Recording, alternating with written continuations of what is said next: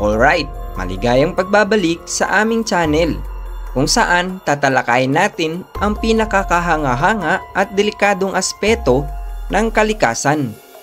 Ngayon, sisilipin natin ang mundo ng mga lason, ang mga nakakamatay na sangkap na matatagpuan sa kalikasan na may kapangyarihang pumatay sa pamamagitan lamang ng isang hawak o kagat.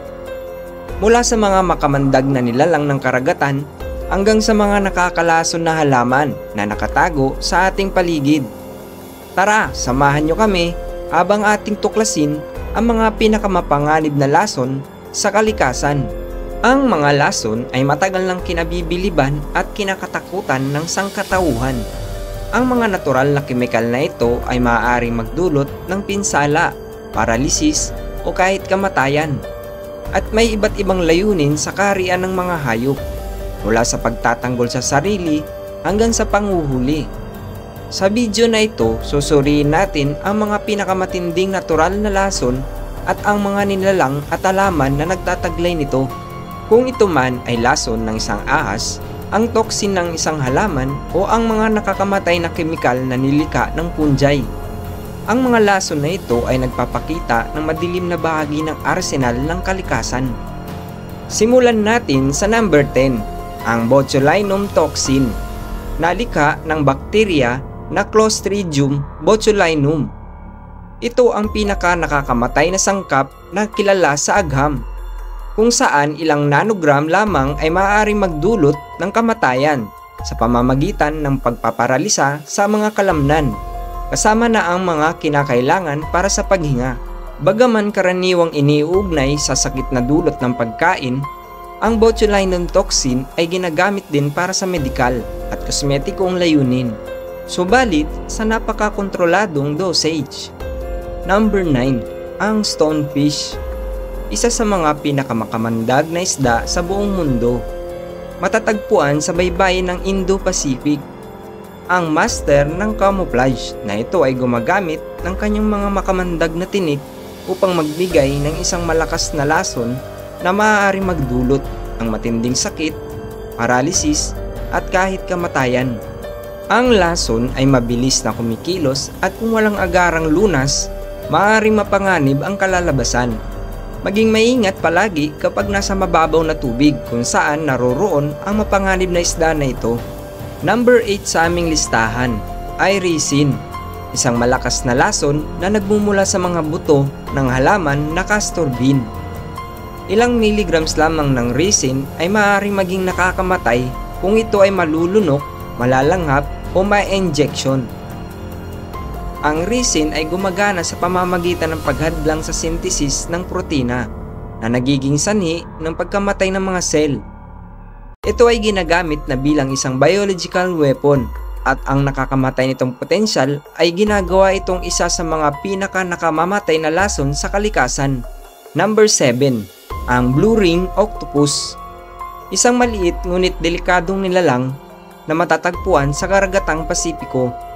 Ang lason nito ay naglalaman ng tetrodotoxin, isang malakas na neurotoxin na maaaring magdulot ng paralysis at kamatayan sa loob ng ilang minuto. Ang lason ay humahadlang sa sodium channels sa mga nerves na nagreresulta ng respiratory failure. Dahil walang kilalang antidote, ang tanging paraan upang makaligtas sa kagat ay ang agaran at masinsinang medikal na pangangalaga. Number 6 ay dinadala tayo sa mga kagubatan ng Central at South America, tahanan ng poison dart frog. Ang mga maliit at makulay na amphibians na ito ay naglalabas ng batrachotoxin, isa sa mga pinaka-potent toxins sa kaharian ng mga hayop. Ang paghawak lamang sa mga palakang ito ay maaari maglipat ng sapat na lason upang pumatay ng ilang tao. Matagal nang ginagamit ang mga katutubong tribo ang lason na ito upang patungan ang mga dulo ng kanilang mga pana, kaya't ang pangalan nito ay poison dart frog. Number 5 ay tetrodotoxin na matatagpuan sa fugu o pufferfish. Ang delicacy na ito sa Japan ay nangangailangan ng eksperto sa paghahanda upang maiwasan ang nakakamatay na neurotoxin na maaaring magdulot ng paralysis at kamatayan. Ang kahit maliit na dami ng tetrodotoxin ay maaaring maging nakakamatay at walang kilalang lunas. Tanging lisensyadong mga chef ang pinapayagang maghanda ng pugo. Ngunit ang panganib ay nananatili.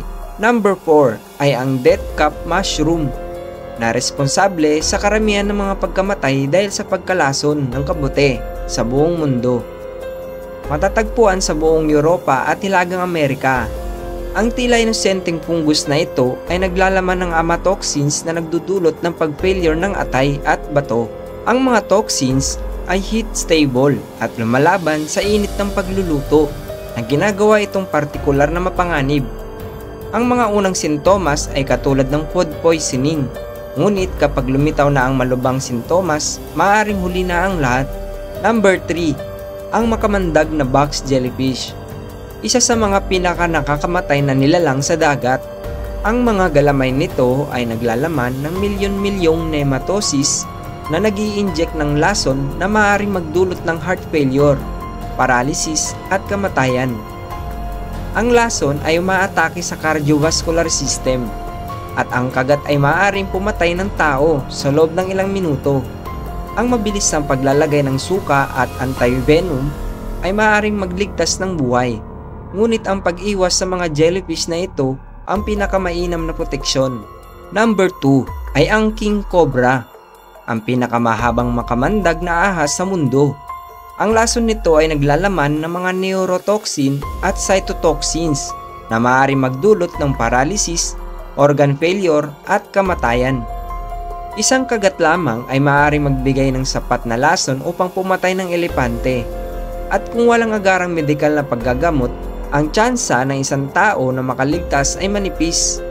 Kaya ang nakakamatay na reputasyon ng king cobra ay nararapat lamang. At sa wakas, ang number 1, ang inland taipan. Kilala rin bilang fur snake. Native ito sa Australia. Ang ahas na ito ay may titulo bilang pinakamakamandag na ahas sa mundo. Isang kagat lamang ay naglalaman ng sapat na lason upang pumatay ng 100 na adult na tao. Ang lason ay isang potent neurotoxin na nagdudulot ng paralysis at kamatayan sa loob ng ilang oras kung hindi magagamot. Sa kabila ng kanyang nakakamatay na kalikasan, ang inland taipan ay mahiyain at bihirang makatagpo ng tao.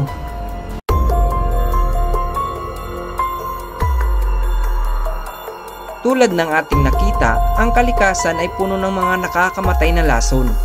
Bawat isa ay nag-evolve para makaligtas sa isang malupit na kapaligiran. Ang mga toxin na ito ay nagpapaalala sa atin ng kapangyarihan at panganib na nakatago sa kalikasan. Bagaman ang mga lason na ito ay kahanga-hanga, nagsisilbi rin sila bilang paalala ng respeto na dapat nating ibigay sa kalikasan. Habang patuloy tayong nagsasaliksik at nauunawaan ang mga nakakamatay na sangkap na ito, dapat tayong mag-ingat at maging mapagkumbaba. Salamat sa pagsama sa amin sa paglalakbay na ito sa mga pinaka nakakamatay na lason sa mundo. Kung nagustuhan mo ang video na ito, mangyaring mag-like, mag-subscribe at pindutin ang notification bell upang hindi mo mapalampas ang aming mga susunod na paggalugad sa misteryo at panganib. Maging ligtas at magkita-kita tayo sa susunod na video.